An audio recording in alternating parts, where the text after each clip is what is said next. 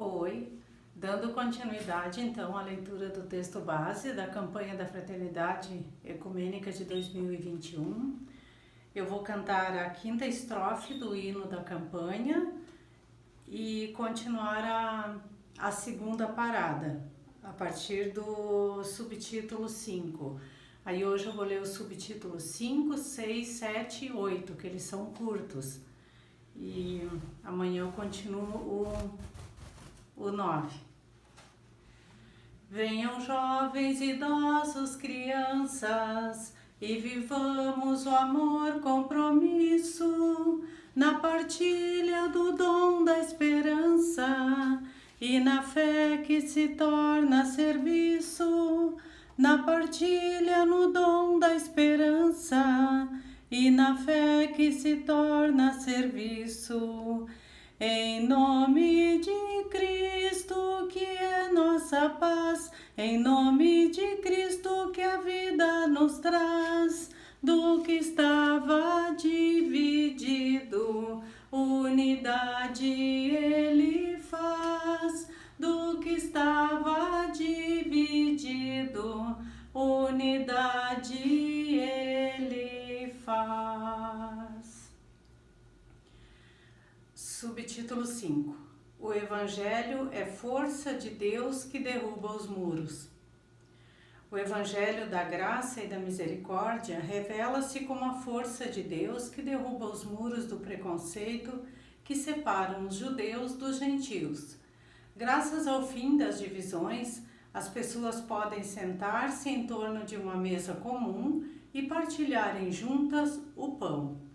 O apóstolo Paulo ressalta, em Gálatas capítulo 2, versículos 11 a 21, que a fé em Jesus Cristo não coaduna com a ideia de que haja sequer a possibilidade de algum grupo agir com superioridade em relação a outro.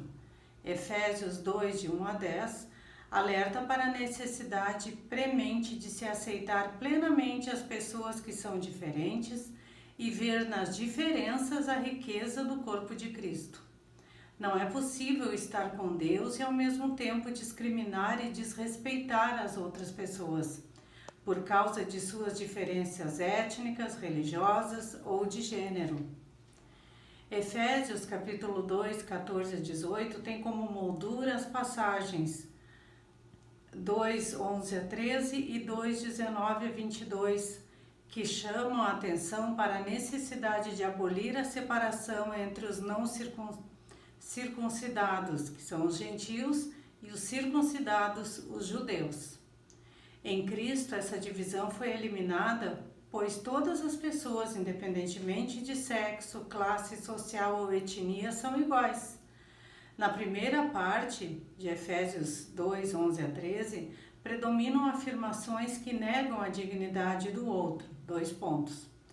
Lembrai-vos, portanto, de outrora, vós que trazíeis o sinal do paganismo em vossa carne, vós que ereis chamados de incircuncisos por aqueles que se pretendem circuncisos em consequência de uma operação praticada na carne. Lembrai-vos de que naquele tempo ereis sem Messias, privado de cidadania em Israel, estranhos às alianças da promessa, sem esperança e sem Deus no mundo. Mas agora em Jesus Cristo, vós que outrora estáveis longe, fostes tornados próximos pelo sangue de Cristo. Na segunda parte da carta aos Efésios 2, 19 a 22, entretanto, a ênfase é na igreja como comunidade unida em diversidade. Reafirma-se uma cultura político-social de acolhida e inclusão.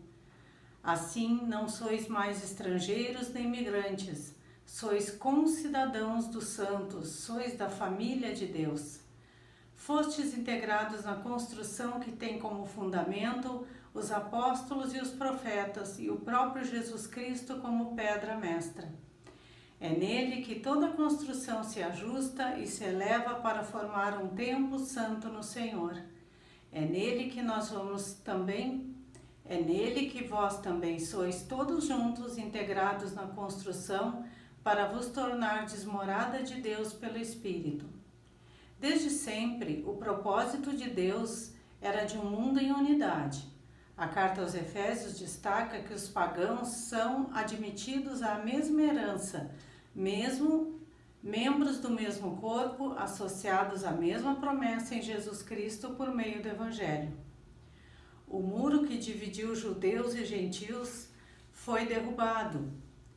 Por causa de Cristo, a Igreja existe para ser o lugar onde os povos separados se encontram como um. A superação dessas hostilidades não foi meramente um produto colateral do Evangelho, muito menos um desafio do sentido do Evangelho, mas é a sua concretização. Deixa eu ajeitar o meu mascote aqui. A Boa Nova desafia para experiências de superação de ódios, exclusivismos, preconceitos e exclusões. Subtítulo 6. Cristo é a nossa paz. Nas bem-aventuranças em Mateus 5, 9 se diz: a pessoa que promove a paz é chamada de filho e filha de Deus. Compreendemos através do evangelista João que a paz é dom do Cristo ressuscitado. A paz é uma condição do reino de Deus. O Evangelho promove a paz e a comunidade confessa que Cristo é a paz que derruba os muros de separação e reconcilia as pessoas inimigas. O testemunho bíblico a respeito da paz é extremamente rico e nos desafia a entendermos o Evangelho como promoção da paz. Ao avistar a cidade de Jerusalém, Jesus chorou, porque ela desconhecia aquele que poderia lhe prover a paz. A paz, Shalom, é um tema genuinamente bíblico. Muito mais do que a mera ausência de guerra, é a realidade de salvação expressa na promessa profética do Príncipe da Paz. Na visão do reino messiânico, a promessa de paz inclui até os animais selvagens. O salmista confessa em sua prece que o amor e verdade se encontram, justiça e paz se abraçam. Isso é a certeza da presença de Deus no meio do povo, que impele a viver os valores relacionados com essa presença que é amor, verdade e justiça. A história da salvação tem uma dimensão social que se fundamenta em Deus. Isso fica claro quando se diz que judeus e gentios, agora reconciliados em um só Espírito, reconhecem Deus como Pai. A paz, enquanto reconciliação com Deus, traz algo novo, que em Efésios é expresso pela palavra-chave adoção. Um novo relacionamento com Deus, que tal qual Pai de Jesus Cristo é também Pai de todas as famílias. A paz que brota da fé em Cristo é a superação da inimizade e do ódio. Ela promove a unidade, enquanto o ódio provoca inimizades e agressões, e a guerra mata e destrói. A paz permite cuidar e reconstruir a convivência social. Sois da família de Deus, irmãos e irmãs. Paz imposta sob a arbitrariedade de governos que subjugam aquela paz romana que não é estendida a todas as pessoas. Em Efésios 4,13, o autor escreve que as pessoas cristãs não podem permanecer eternas crianças na fé, mas devem amadurecer na fé em Cristo.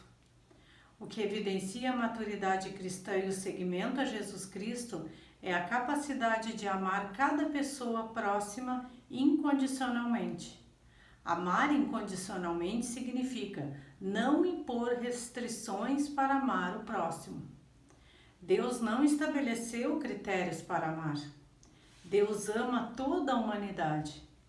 Efésios 4, 14 a 15 diz: assim nós não seremos mais crianças, jogados de um sentimento a outro, arrastados à deriva por todo o vento de doutrina, ludibriados pelos homens e induzidos pela sua astúcia e a transviarmos no erro. Mas confessando a verdade no amor, cresceremos sob todos os aspectos em direção àquele que é a cabeça, o Cristo. Mas seguindo a verdade em amor, cresçamos em tudo naquele que é o cabeça, Cristo.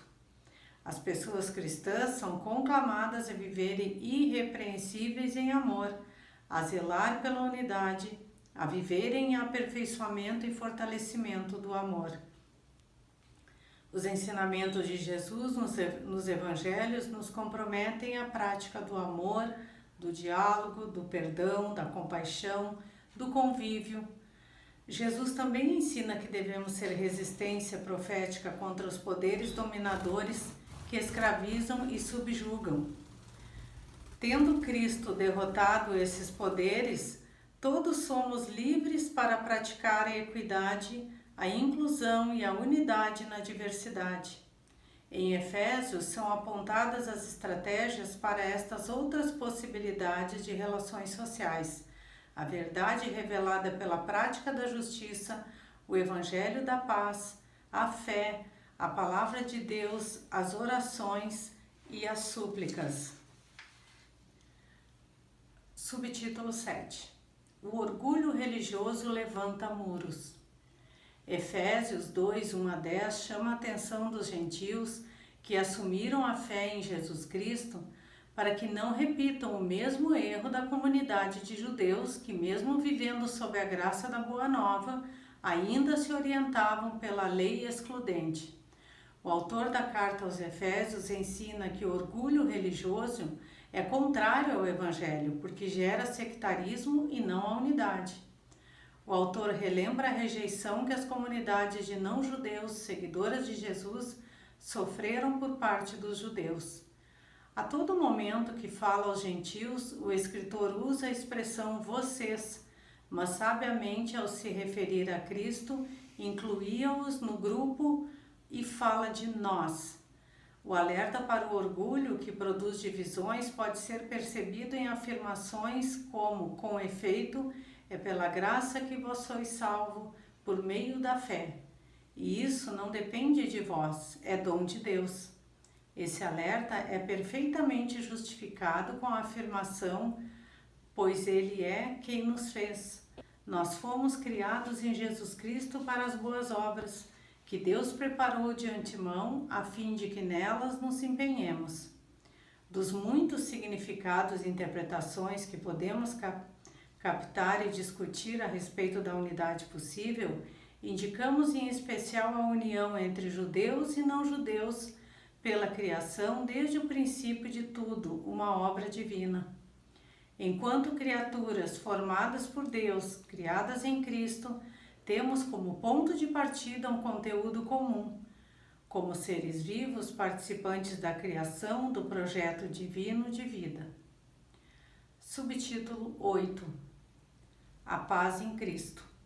Se desde o princípio somos obra-prima de Deus e fruto de sua criação, agora em Cristo os muros de inimizade construídos pelo orgulho, produtor de divisões, foram derrubados. Esta é a boa nova. Temos experiências práticas de que já experimentamos a derrubada dos muros. Alguns exemplos mostram que esta experiência é possível. A experiência ecumênica nos possibilita conviver e aprender com irmãos e irmãs de diferentes confissões. Com isso, criamos pontes entre as confessionalidades. Isso proporciona uma transformação na própria criação, uma nova humanidade. Cristo é a nossa paz. Do que era dividido, Ele fez uma unidade. Ele, com sua vida em sua carne, destruiu o muro de separação, o ódio. Ele aboliu a lei e os seus mandamentos com Deus, ambos em um só corpo por meio da cruz com suas observâncias. Ele quis assim, a partir do judeu e do pagão, criar em si um homem novo, estabelecendo a paz. Dessa forma, se havia instituições e práticas comunitárias que separavam os grupos, a paz em Cristo muda essas relações no interior da própria criação. Agora somos em Cristo um só corpo.